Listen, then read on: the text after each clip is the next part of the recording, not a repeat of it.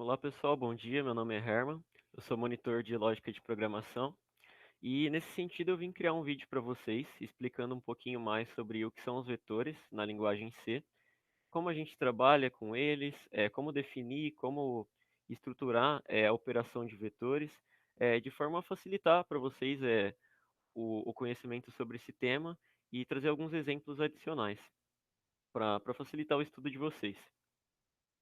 Com relação aos vetores, falando um pouquinho sobre o que eles são, o vetor é uma estrutura de dados indexada.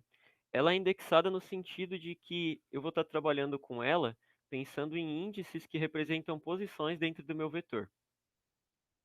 O vetor ele é uma estrutura de tamanho fixo, então no início do meu programa eu vou declarar um tamanho para ele, e esse tamanho vai se permanecer constante e inalterável durante toda a execução do meu programa.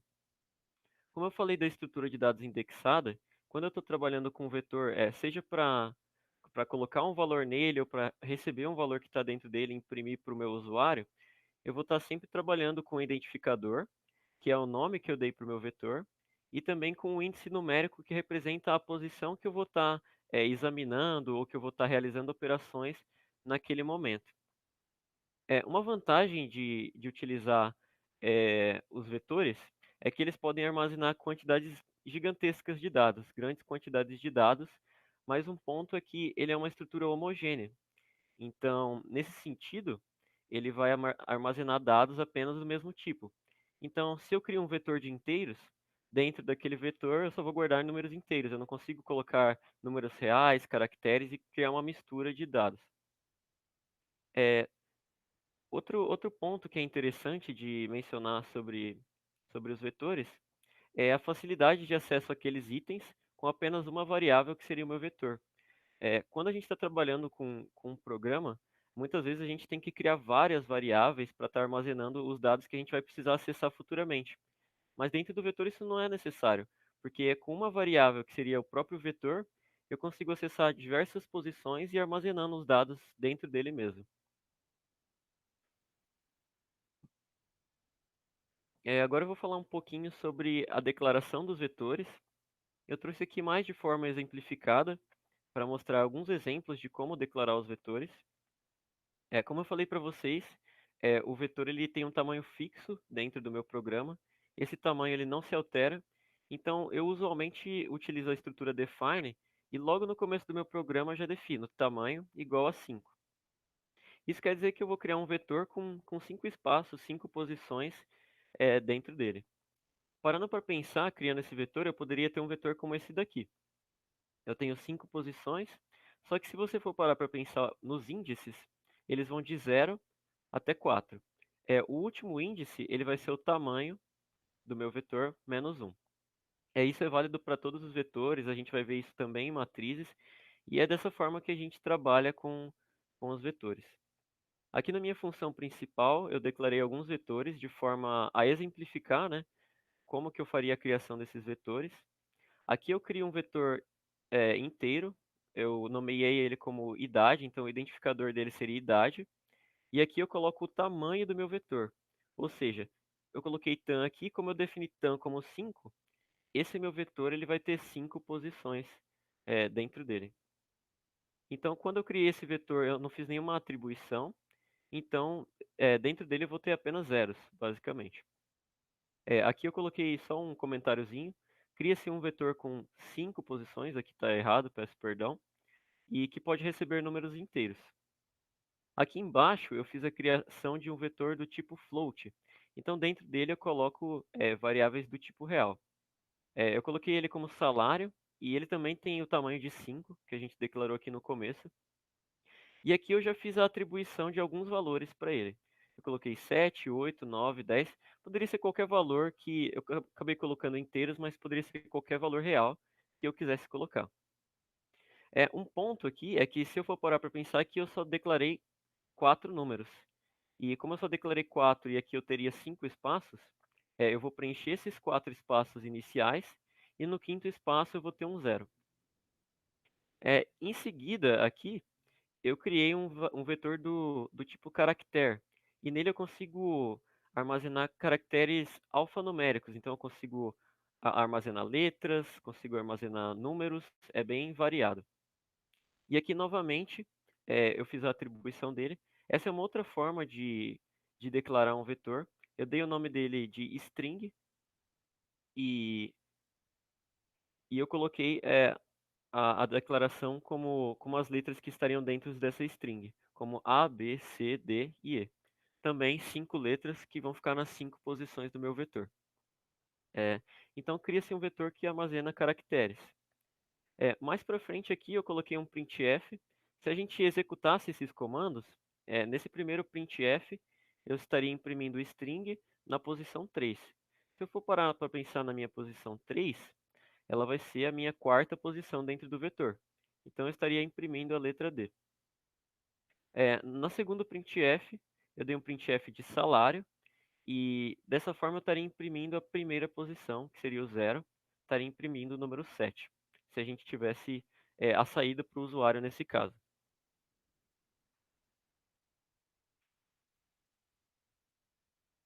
Aqui eu vou falar um pouquinho sobre a leitura de dados para vetores, como eu faço para colocar meus valores dentro de um vetor. Aqui eu estou pensando naquele vetor que a gente criou lá no começo, que é o vetor da idade, e estou pensando em guardar dentro dele justamente idades, podem ser variáveis, e como eu falei para vocês, a gente tem o tamanho máximo, definimos o vetor. No primeiro momento, a gente pensa em preencher o vetor pensando em todas as posições dele. Então a gente começa dando um printf para digitar a sua idade e a gente armazena isso na posição 0, na posição 1, 2, 3 e 4. Só que isso é muito exaustivo, porque eu tenho que escrever várias linhas de código para mim preencher meu vetor. Então a ideia é que eu trabalhe mais para frente com estruturas de repetição, que vão estar realizando ciclos e varrendo todos os espaços dentro do meu vetor para que eu possa colocar algum dado dentro deles. Então, com relação às estruturas de repetição, a gente pode utilizar qualquer uma que a gente venha em mente. Eu recomendo que a gente sempre utilize o for. Para mim, é muito mais fácil de ver o funcionamento da estrutura e de ver a ideia da lógica da estrutura utilizando o for. Eu acho que é uma estrutura que combina bem e na maioria dos meus programas eu utilizo o for para carregar os vetores. Então aqui eu tenho aquele mesmo vetor idade com tamanho 5 de antes e eu crio uma estrutura for que começa em i igual a zero. Aqui eu notei que eu deveria ter declarado o i, então deveria ter um int i aqui em cima igual a zero. E esse for, ele começa igual a zero e ele vai até i menor que 5. Então, dessa forma, a gente vai estar percorrendo de 0 a 4. Então, eu rodo esse programa uma vez, eu preencho a posição 0. Aqui dentro do programa, eu estou dando um printf digite sua idade e estou dando um scanf dessa idade. Também estou dando um printf da posição que eu estou acessando naquele momento.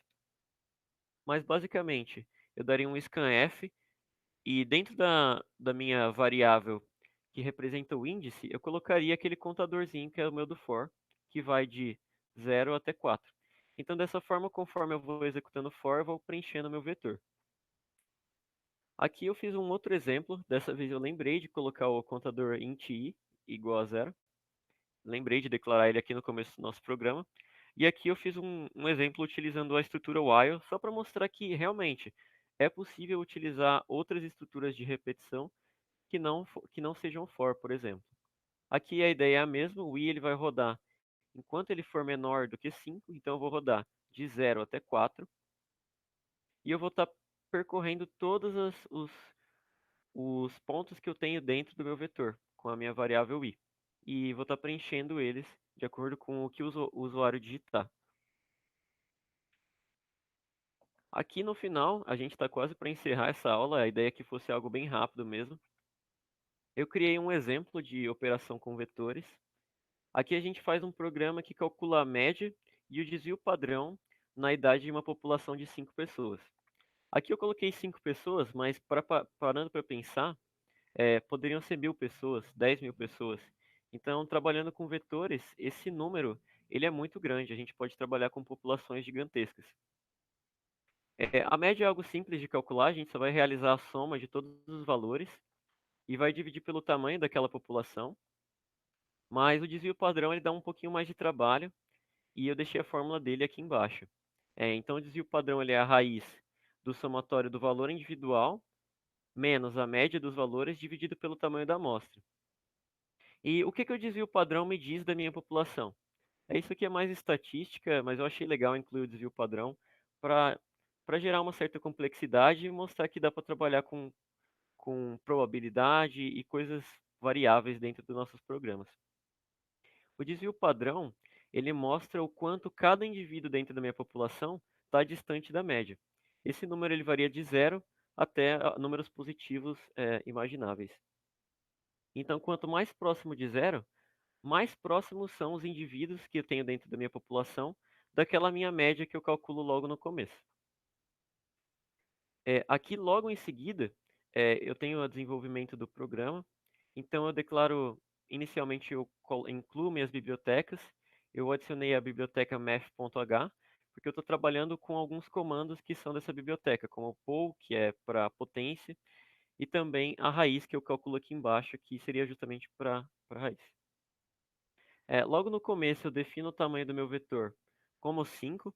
Esse tamanho é inalterável durante toda a execução do meu programa. Ele não muda. E aqui dentro do meu programa principal, eu começo declarando as variáveis que eu vou utilizar.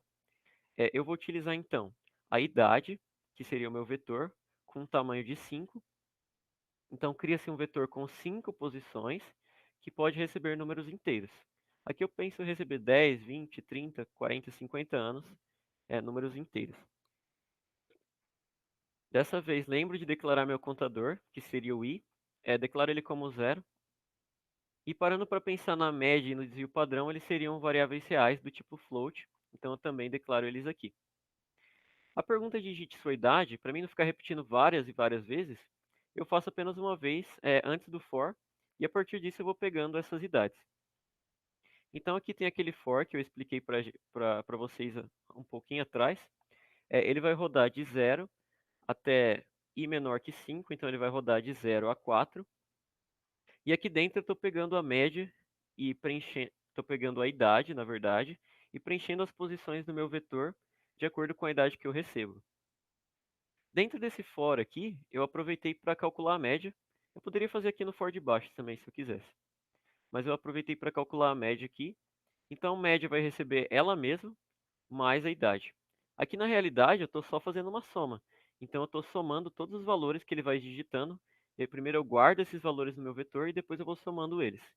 A hora que eu saio do meu for, eu realmente calculo a média. Então, a média ela é igual a ela mesma, dividido pelo tamanho da minha população. É aquela conta básica que a gente já conhece. Aqui eu utilizo um outro for, que vai percorrer esse meu vetor.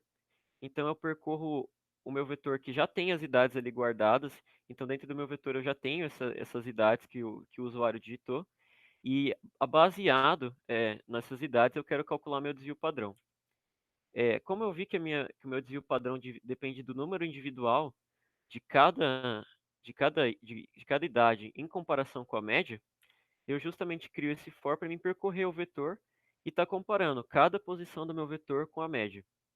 Então aqui eu estou fazendo aquele somatório. Eu falo que desvio padrão é igual a desvio padrão, mas aí nesse momento eu faço essa conta inicial aqui, que seria da potenciação.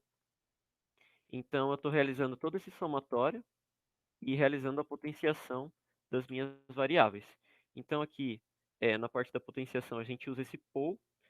Quando eu utilizo poll, eu primeiro coloco a base, que seria idade menos média, a idade naquele ponto, menos a média que eu calculei anteriormente, e depois eu coloco o meu expoente. Então, na verdade, eu estou fazendo essa diferença e elevando ao quadrado, como a gente vê logo aqui. Depois que eu fiz todo esse somatório da média quadrática das idades, eu faço o restante da fórmula. Eu saí desse for e eu calculo o restante. Basta então eu pegar aquele meu valor, tirar a raiz dele e dividir por n. É o que eu faço aqui, então. Eu dou um desvio padrão é igual a raiz dele mesmo sobre tan. Então aqui eu pego por fim o meu desvio padrão. E no final do meu programa eu apenas dou um printf imprimindo esses valores para o usuário. Então ele recebe a média da idade e o desvio padrão daquela população. Se eu fosse parar para pensar aqui, eu poderia criar uma variável soma para realizar essas operações tanto aqui como aqui, mas eu preferi trabalhar com as minhas variáveis mesmo, de forma a não criar mais variáveis dentro do programa. Então, acho que por fim a gente termina rodando esse programa para conferir mais ou menos como que funciona. Deixa eu só ver se ele está aberto por aqui ainda. Vou pausar a apresentação. Ah, então, eu vou abrir aqui o CodeBlocks. Esse aqui é o programa que a gente desenvolveu. Eu vou clicar para rodar ele aqui. Aqui na idade eu vou começar a partir de 20 anos e vou digitando todas as idades. 21, 22, 23, 24. Então a gente rodou 5 vezes, que era o tamanho da nossa amostra. 1, 2, 3, 4 e 5. A média que a gente obteve foi de 22, com um desvio padrão de 1,414. Isso quer dizer que os meus indivíduos dessa população, eles estão próximos da média, dessa população. Ah, mas como que eu faço para conferir se esse valor está certo? Eu abri aqui no Google uma calculadora de desvio padrão. E eu vou colocar aquele desvio padrão que a gente, baseado nos números que a gente colocou. Então, 20, 21, 22, 23 e por fim o 24. Calcular desvio padrão. Então ele calcula aqui embaixo. Ele me deu o valor médio, que deu 22. No nosso programa, o valor médio 22. E me deu o desvio padrão de 1,414, que também foi calculado aqui no meu programa. Bom, basicamente a ideia era apresentar um pouquinho mais sobre vetores para vocês. Se vocês tiverem alguma dúvida, podem aparecer na monitoria e perguntar para mim. Também perguntar para a professora nos horários de atendimento dela. E eu acredito que seja isso.